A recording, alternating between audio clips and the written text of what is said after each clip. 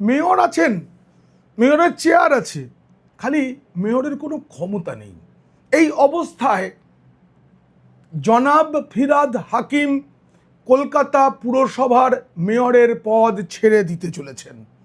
ভাইপোর দখল করা যে 24টি সম্পত্তি, সেই সম্পত্তির রিপোর্ট পুলিশকে কে দিয়ে দিল? কি করে মুখ্যমন্ত্রী শুভেন্দু অধিকারীর হাতে গেল? ভাইপোর বাড়িতে ইতিমধ্যেই পুরসভার নোটিশও পৌঁছে গেছে। আর তার আগে ববির ভাইদের রাস্তায় নেমে নমাজ পড়া বন্ধ। আগামী দিনে রেড রোডে নমাজও হবে না। প্রতিবাদ করতে এসে রাজাবাজারে লাঠি খেতে হয়েছে। তারপরে আবার তিলজলায় আগুন, অনুমোদনহীন সেই কারখানার জলের লাইন, ইলেকট্রিক লাইন সব কেটে দেওয়া হয়েছে।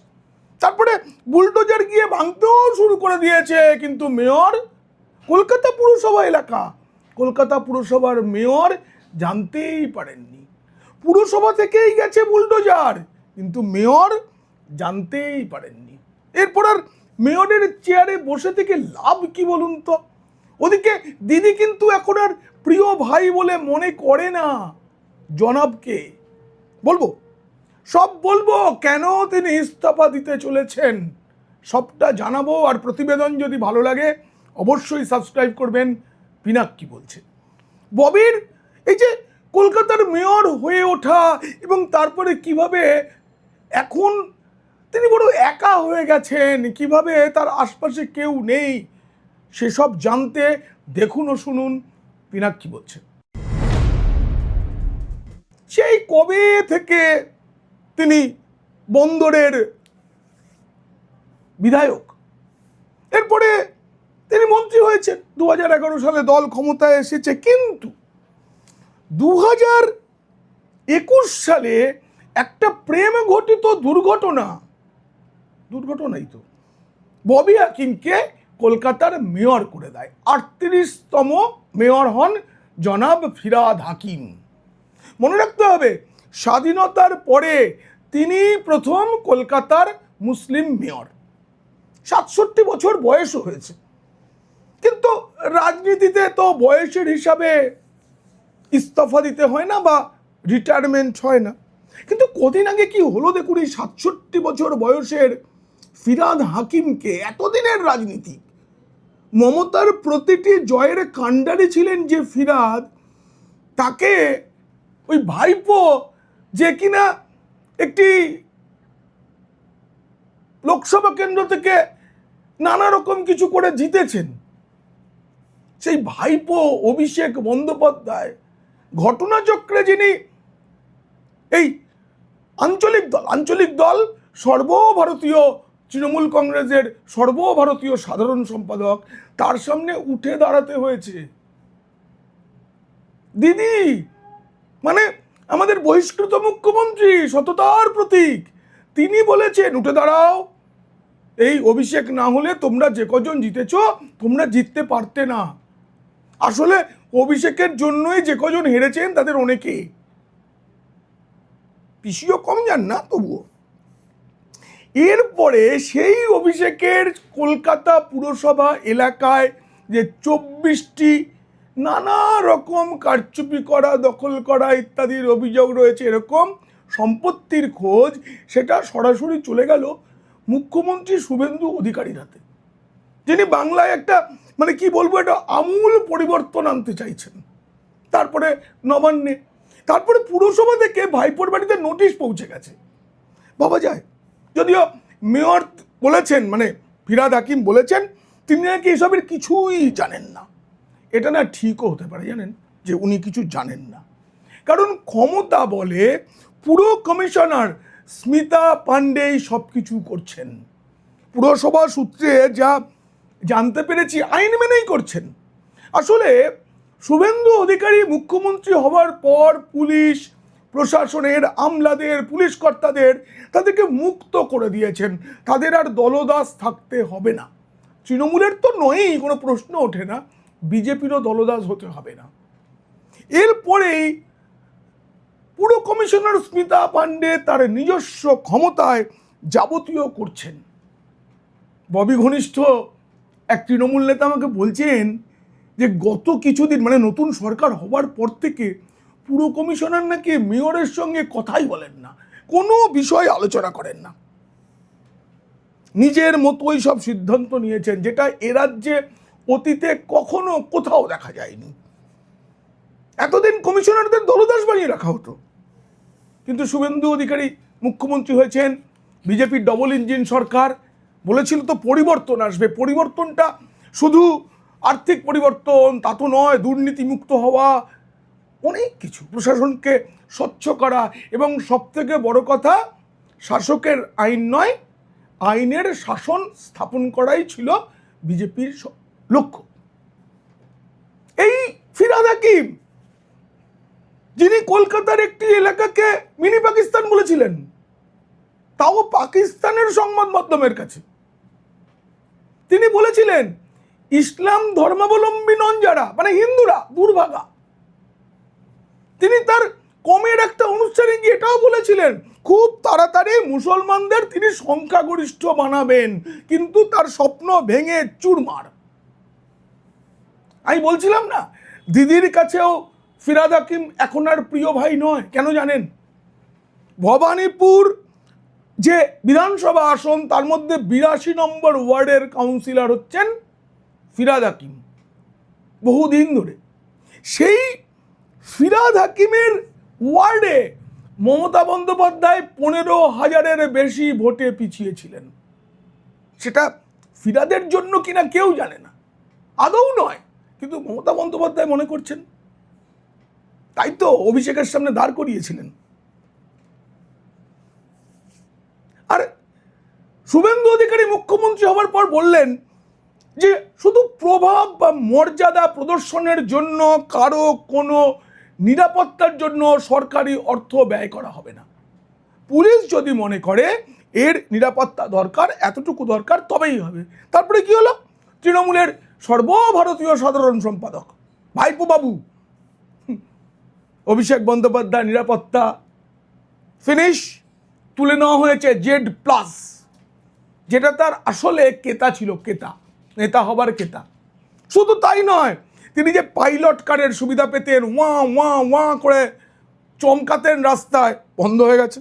তার আগে অভিষেকের যে কালীঘাটের বাড়ি, ক্যামাক স্ট্রিটের অফিস, সেখানেও পুলিশ অকারণে বসে থাকতো, সরকারি খরচে, বন্ধ হয়ে গেছে। এরপর ধাপে ধাপে অন্য রাজনৈতিক নেতা যাদের আদৌ নিরাপত্তার প্রয়োজন নেই, অতিরিক্ত নিরাপত্তা দেওয়া আছে, তাদের সব প্রত্যাহার করা হয়েছে। তার মধ্যে কলকাতার মেয়র ফিরহাদ হাকিমও পড়েছেন। গত কিছুদিন ধরে তার গাড়ির সামনে পাইলট নেই, অতিরিক্ত নিরাপত্তা নেই, একজন সাধারণ বিধায়ক তো তিনি, সেই সঙ্গে কলকাতার মেয়রও এখনো অবধি তিনি পদত্যাগ করছেন। তবে কি জানেন তো, তৃণমূলের রাজনীতিক তো, তাদের শরীরে লজ্জা বলে যে জিনিসটা, সেটার ভাগ একটু কম। তার ঘনিষ্ঠরা বলছেন দাদা তুমি নেমে এসো, তিনিও বলেছেন হ্যাঁ আমি নেমে আসবো, কিন্তু ওই যে বললাম, তৃণমূল নেতাদের শরীরে লজ্জা বলে যে জিনিসটা থাকে না, সেটা লজ্জা নেই, এখন খালি ভয় আছে। সেই ভয়ের থেকেই তিনি পদত্যাগ করতে চাইছেন, আসলে লজ্জায় নয়। ব্যক্তিগত নিরাপত্তা নেই, কিছু নেই, পুরসভায় আসছেন, শুধু তার নিরাপত্তায় পুরসভারও কাটছাট করা হয়েছে তা নয়, এর আগে তার সঙ্গে যে অনেক গাড়ি থাকতো সেগুলো থাকছে না, কিছু নেই, কিছু নেই, নিজের গাড়ি করে আসছেন, কাজ করছেন, কাজ মানে বসে থাকছেন, চলে যাচ্ছেন, প্রেস কনফারেন্স নেই, কিছু নেই। ওই তালিকায় কিন্তু আরও আছেন তৃণমূলের রাজ্য সভাপতি সুব্রত বক্সী, তিনি নিরাপত্তা পেতেন, বেলেঘাটার বিধায়ক হয়েছেন সাংবাদিক কুণাল ঘোষ, তিনি একটা মামলার কারণেই পেতেন, কিন্তু সেটা তুলে নেওয়া হয়েছে, এখন আর প্রয়োজন নেই বলে মনে করা হচ্ছে। একজন সাধারণ বিধায়কের যেটুকু দরকার সেটুকু আছে। সবচেয়ে বড় কথা, ভাইপোর আইনজীবী সঞ্জয় বসু, তিনি রাজ্য সরকারের নিরাপত্তা পেতেন। কেন বলুন তো? শুধু কেতা দেখানোর জন্য, আমি ভাইপোর আইনজীবী। তিলজলায় যে অগ্নিকাণ্ড হলো, এই বাড়িটি, সংশ্লিষ্ট বাড়িটি মানে কারখানা বাড়িটি বেআইনি ছিল বলে প্রথমেই সরকারের নজরে আসে। এরপরে ওই বাড়িটির ইলেকট্রিক লাইন কেটে দেওয়া হয় সিএসসিকে বলে, পুরসভাকে বলা হয় বেআইনি নির্মাণ, জলের কানেকশন কেন রয়েছে, কেটে দেওয়া হয়। মেয়র কিছু জানতে পারেননি, কাটা হয়েছে। বুলডোজার নিয়ে ওখানে ফিরহাদ হাকিমের বেরাদারির লোকেরাই থাকেন, ভাঙা শুরু হয়ে গেছে, পুরসভা থেকে গেছে, মেয়র জানতে পারেননি। কিন্তু কলকাতায় কোন একটা বেআইনি নির্মাণ শহর কলকাতার বুকে, সেটা বুলডোজার দিয়ে ভাঙা হচ্ছে, এটা অতীতে কখনো কল্পনা করা গেছিল? তৃণমূলের কেউ বাধা দিতেও আসেনি। ওই ওয়ার্ডের যিনি কাউন্সিলর, কসবা মানে কসবার মধ্যেই পড়ে ওই এলাকাটা বিধানসভা, সেখানকার যিনি বিধায়ক জাভেদ খান, তারই ছেলে, তারা কেউ আসেননি।